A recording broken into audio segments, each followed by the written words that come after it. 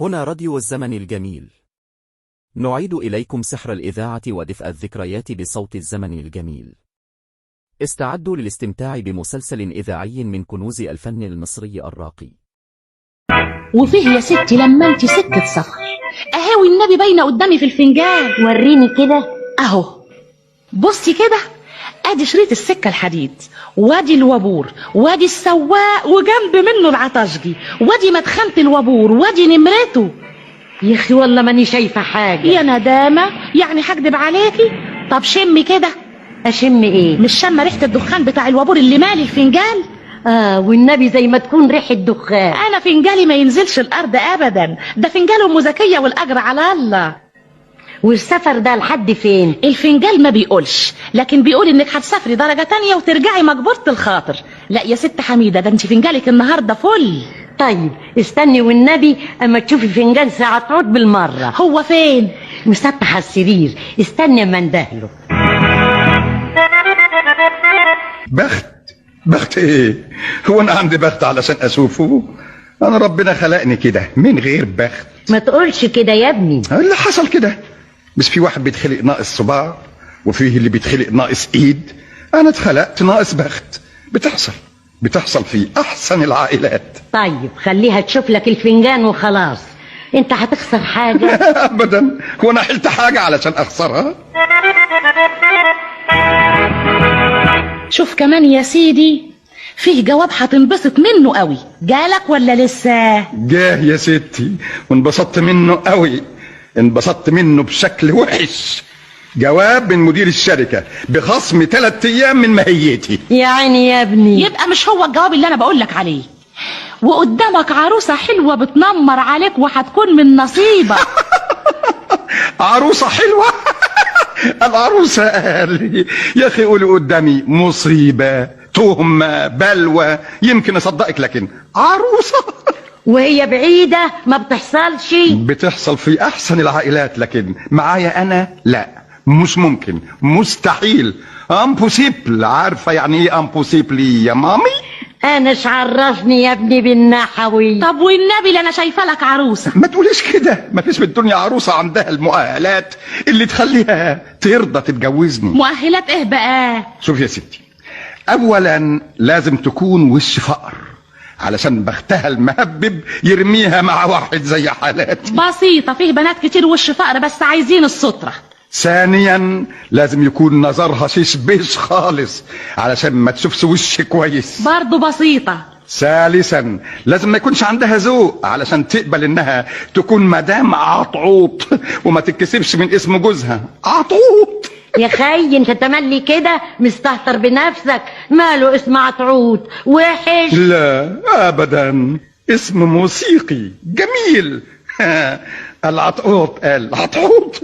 هو معقول ان اللي ربنا ابتلاه باسم زي ده يتقدم في الحياة ولا يكون له مكانة في المجتمع؟ عمرك سمعتي ان في وزير ولا عظيم ولا موظف كبير ولا شخص مشهور اسمه عطعوط؟ مش ممكن. ليه؟ اهو برضو بتحصل في احسن العائلات. مش ممكن، بقولك مش ممكن. عطعوط ده لو ساعده الحظ قوي غايته هيكون منجد عربي، مكوجي بلدي، بتاع فسيخ، اسطى سمكري، عربجي كرو، نشال، حاجة زي كده. والنبي بكرة ربنا يعدلها لك وتبقى سيد الناس. ايه قال؟ قولي لي يا مامي، ازاي فكرت انت والمرحوم ابويا في الاسم العظيم ده؟ ابو جدك كان اسمه كده. ايه وكان بيشتغل ايه ابو جدي ده؟ كان حانوتي قد الدنيا. يا سلام. علشان كده بخت ميت، علشان كده مدفون في حتة وظيفة صغيرة وماهيتي ما بتزيدش الا بطلوع الروح.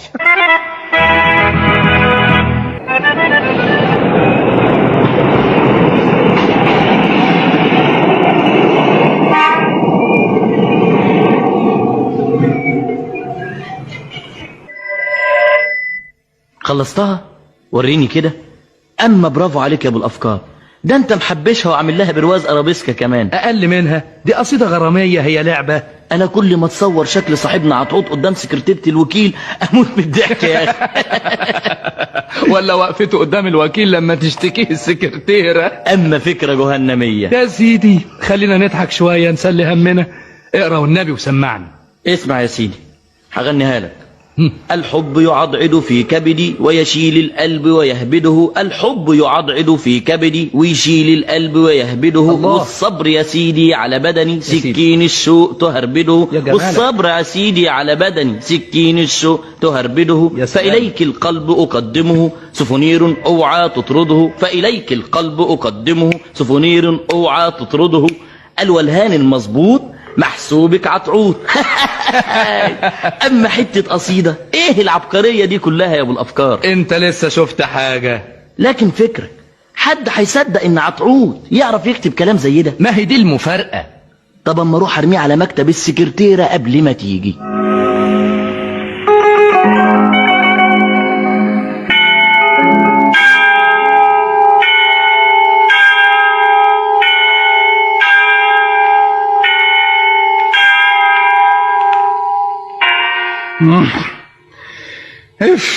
استغفر الله العظيم. الله الله الله، مالك داخل كده تنفخ زي الوابور اللي طالع من العنابر؟ انا مش قدامكم واخد اذن بغياب ساعة؟ انا سامعك وانت بتكلم الوكيل. وحصل ايه يعني؟ حصل ايه؟ ولا حاجة. شايفني داخل راح نازل فيا بستفى، اقول له انا خدت منك اذن، يقول لي كذاب. لازم رجع في كلامه. بختم دوحس، حظ اقرع ظهر مهبب. اشمعنى دي ينساها؟ ده ما بينساش حاجة ابدا. مادام جت لحد انا خلاص لازم ينسى. لا ده انت حظك عجيب قوي. لا عجيب ولا حاجة، طول عمري كده، حياتي سلسلة مقالب. تعرف لو مدير الشركة جاله كابوس وهو نايم يصبح يخصم لي يومين من المهية لاني انا السبب. ازاي؟ ما اعرفش، اهو كده. الحقيقة يا استاذ عطعوط الله يكون في عونك. اللي قول لي يا ابو العطاعيط، انت عمرك ما حبيتش؟ حبيت؟ اللي حبيت احب مين؟ مين اللي ترضى تبص في خلقتي من غير ما تطلب بوليس النجدة؟ اذا كنت انا نفسي ما بطيقش ابص في المراية دقيقة واحدة. حبيت، قال حبيت ولا بانش عليا. بس يا عم مدير الشركة اسمعك. الحق عليا يا ابو العطاعيط، الحق عليا يا ابو العطاعيط.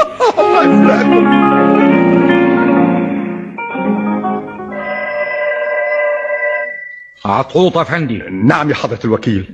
بذمتك انت بتعتبر نفسك بني ادم؟ اظن المفروض كده يا فندم. لا مش معقول تكون بني ادم، انت حيوان. تعرف يعني ايه حيوان؟ اعرف يا فندم، انما تسمح لي بس بسؤال واحد. عايز تقول ايه؟ انت اتكلم. انا بس عايز افهم ليه البستفة دي؟ انا عملت حاجة؟ ما شاء الله ما شاء الله، يعني حضرتك بتستغفلني ولا بتستغفل نفسك؟ العفو يا فندم، لا لازم بستغفل نفسي. يا عطعوط افندي. يا فندم. انت حيوان. جايز يا فندم. يا عطعوط افندي. يا فندم. انت تافه سخيف الله. قليل ادب، ما عندكش دم بارد، واخد دون، قليل حياة، ما تختشيش. ليه بس يا حضرة الوكيل؟ اخلص. انت كمان لك عين تتكلم؟ بس بدي احب افهم. تفهم ايه؟ هو انت بتفهم حاجة؟ لو كان عندك ذرة من الفهم كنت تكتب للسكرتيرة الكلام الفارغ اللي كتبته ده. انا يا فندم؟ امال انا؟ حضرتك عامل لي شاعر. امال ما انت الشاعر بخيبتك التقيلة ليه؟ شاعر؟ انا لا ابدا، دي لازم نكتة، دي لازم. اخرس. الله. انت فاهم نفسك فين؟ في الحارة؟ انت في شركة محترمة، ما يمكنش نسكت على الكلام الفارغ ده. لا بس ايه اللي حصل مني؟ يا سلام على دمك يا اخي، بقى مش عارف الجريمة البشعة اللي ارتكبتها ضد الاخلاق والفضيلة والذوق والادب؟ والله بشرفي.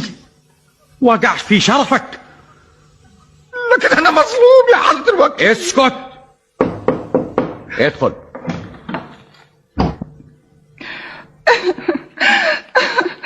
ما اقدرش استنى. الله. خلاص ما اقدرش استنى في الشركة دي بعد النهاردة. طيب أبداً. روقي دمك شوية يا انسة نادية، روقي دمك. مش معقول دمي يروق، ده خلاص فار، ده بيغلي. ما اقدرش اتصور ان واحد زي عطعوط ده يغازلني وكمان بالشعر. لا ده كتير قوي، سترو، نو تو. معلش هدي اعصابك شويه. دلوقتي هكتب له جواب بالفصل. ايه فصل؟ وحمضيه من المدير، ولا تزعلي ابدا. فصل ايه؟ هي حصلت الفصل؟ لا من نو الفصل مش كفاية أبدا، لازم يروح السجن. بقى اسمعوا، اترفد، اروح في داهية، اروح اللمان زي بعضه، انما احب اعرف كل ده كان ليه؟ اسمع يا سيدي، الحب يعضعض في كبدي. يا اخي روح اتفلى كويس، يمكن اللي بيعضعض فيك ده اكلان براغيث، حاجه زي كده. انا اللي قلت الكلام ده؟ اسمع من فضلك، بلاش مقاطعه. ويشيل القلب ويهبده. يا اخي شالك حانوتي اعمى. بقى ده كلام يتقال لانسه مهذبه لطيفه زي ناديه؟ يا اخواتي مش بس كده، ده عايز يديني قلبه سوفونير. هو فاكرني ايه، غاوية روبابيكيا؟ لا ده كتير قوي. منو سترو معلش انا حوريه. اللي غيظني ومخليني نرفز خالص ان الجواب ده لو كان من واحد سمباتي كان معلش، لكن عطوط لا. منو سترو تو ماتش. يا مدموزيل، انا مظلوم.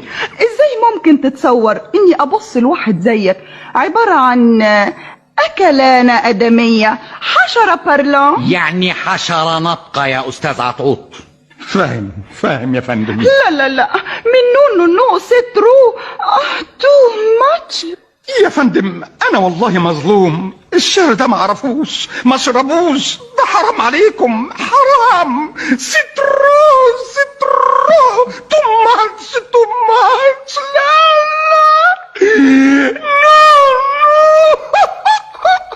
نو. يعني قصدك ايه؟ ممكن يكون حد غيرك؟ بتحصل يا فندم، بتحصل في احسن العائلات. انا مش قادرة اشوف الاكلانة الادمية دي. اي اعصابي ما تستحمل. يا حضرة الاكلانة الادمية، غور من وشي دلوقتي، يلا. انا بس بدي اعرف مين اللي عمل فيا المغرز ده.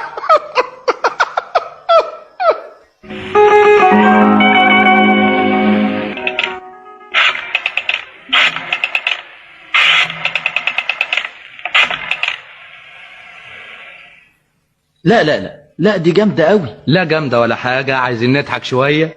لكن يا فكري دي جايز يترفد فيها، واللي زي عطعوط بشكله الابائيبي ده مش ممكن هيلاقي شغلانة زي اللي هو فيها دلوقتي. ولا يهمك ولا يهمني يا شيخ، حرام، كفاية المقلب اللي فات ده، خلص منه بأعجوبة. يعني هو مبسوط قوي من الوظيفة دي؟ ده بقاله 15 سنة كاتب في الارشيف، لا ترقى ولا جات له علاوة. هيترقى ازاي بس يا اخي واحنا وراه بالمقالب دي؟ انما المقلب ده سيدي المقالب كلها. لا انا شخصيا خايف عليه. وايه يعني يا اخي؟ افرض انه اترفد، مش جايز تبقى دي من مصلحته؟ من مصلحته ازاي؟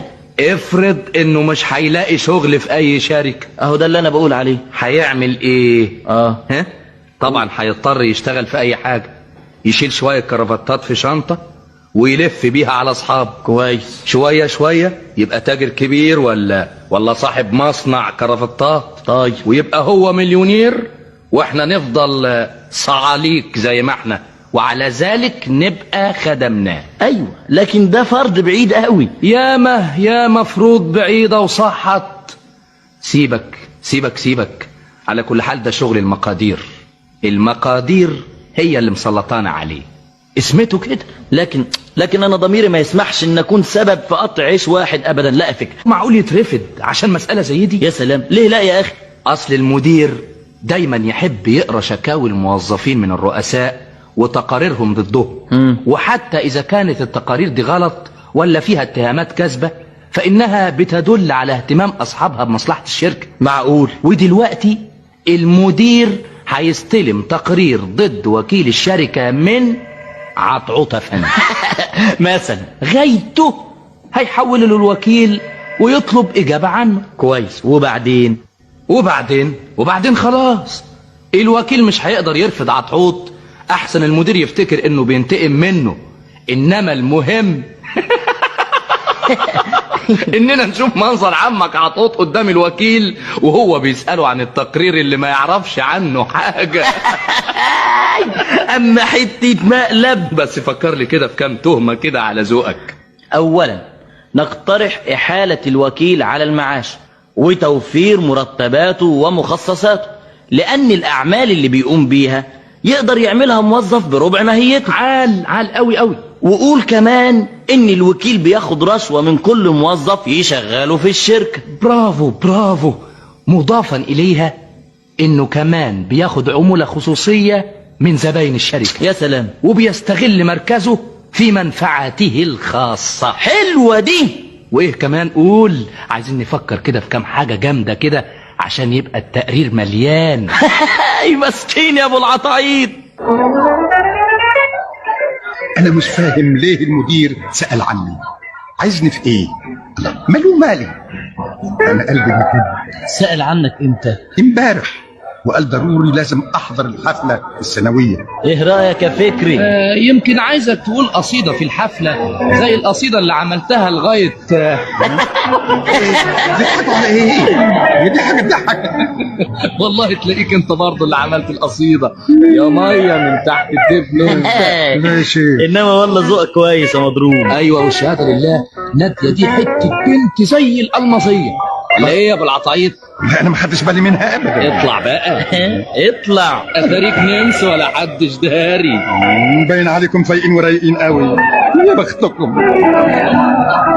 خدت بالك ان الوكيل مش موجود؟ واخد بالي قوي، وده السبب في سؤال المدير عن عطعوط. ازاي؟ لازم عايز يحقق معاه في مسألة التقرير، والوكيل غاب عشان ما يحرجش نفسه. اهو المدير واقف قدام الميكروفون اهو. اهو طلع التقرير من جيبه. مسكين يا عطعوط، رحت في داهية.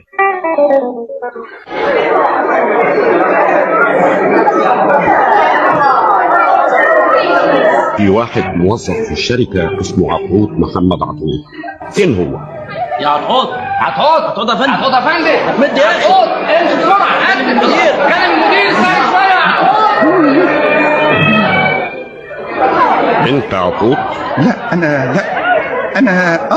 ايوه انا يا فندم. اخواني الموظفين، يسرني ان اقدم لكم السيد عطوط باعتباره الموظف الوحيد في الشركة الذي توفرت فيه الشجاعة الأدبية والغيرة على مصلحة الشركة. شايف تريقة المدير؟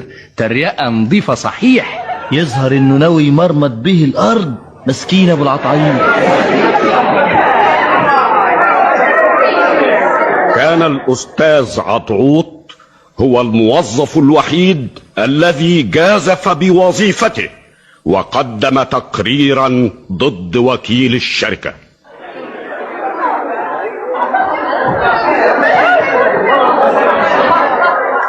انا اعمل فصل بايخ زي ده؟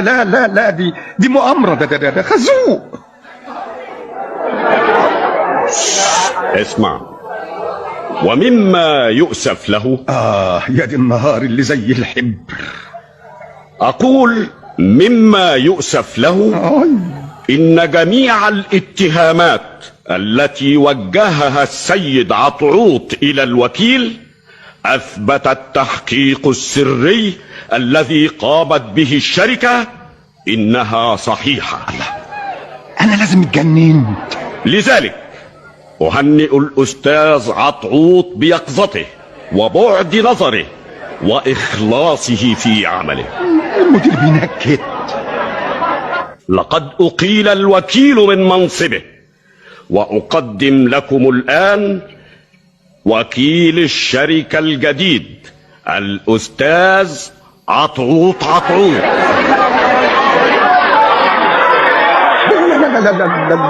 لا نو سترو تو ماتش.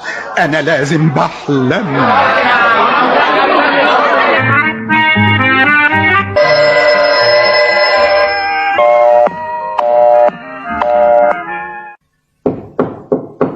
أيوة ادخل. صباح الخير يا حضرة الوكيل. أنا حبيت أكون أول مهنئة بالمركز الجديد. كده متشكر. الحقيقة أنا طول عمري كنت بقدر مواهبك. مواهبي؟ مواهب هي بقى؟ مواهب الأكلانة الآدمية ولا الحشرة البارلا؟ أنت لسه زعلان مني؟ لا أبدا، وده كلام يزعل. أنت زمان كنت قدمت لي قلبك سوفونير. القلب هو بقى القلب الربابيكيا؟ انسى الكلام اللي سمعته مني. مش لازم تفضل فاكره بالشكل ده. لا منو سترو تو ماتش.